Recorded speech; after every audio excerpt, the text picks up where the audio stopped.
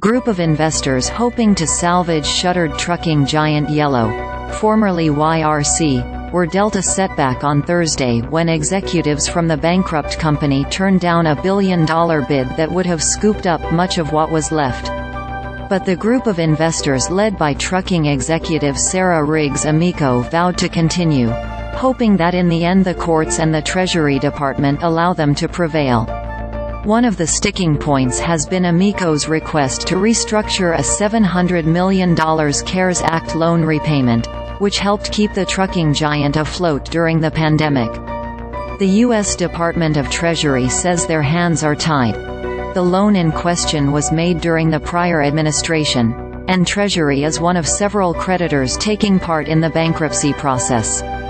We will continue to work to ensure taxpayers, and impacted workers and their families are treated fairly. Ashley Schapitl, Treasury Spokesperson, told CNBC. Other Treasury officials have said the loan cannot be modified because Yellow is in bankruptcy and that new congressional authority would be needed to issue a new loan since the CARES Act authority has expired. Yellow's would-be rescuers are disputing Treasury's legal opinion.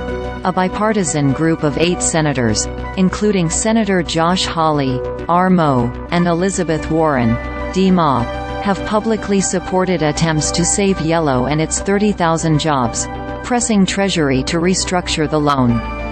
Yellow, formerly YRC Worldwide, was an iconic presence on America's highways for generations until its sudden shuttering in July. 6 months and a Chapter 11 filing later, it's clear that there are many shades of yellow. Some see the yellow of a fading sunset, while others see the bright yellow of a new beginning. Still, more entities, like the government and creditors, are caught in the middle. When Yellow ceased operations, it left 12,000 trucks and 35,000 trailers idle, which could form the foundation for a new business.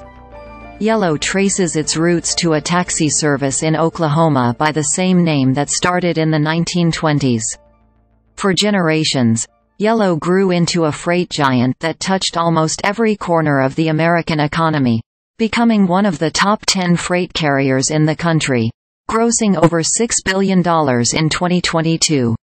But a series of corporate events, from mismanagement to malfeasance, took the company to the brink. When COVID-19 caused the nation's supply chain to grind to a halt, Yellow received the $700 million lifeline loan through the CARES Act. Even that, though, wasn't enough. Experts say many of the dire predictions of snarled supply chains and higher freight prices in Yellow's absence have yet to materialize. There are a lot of implications to individuals, but to the industry and industry segment, I don't see anything significant, said Michael Belzer, a professor of economics at Wayne State University. Before entering academia, Belzer spent 12 years as an OTR driver.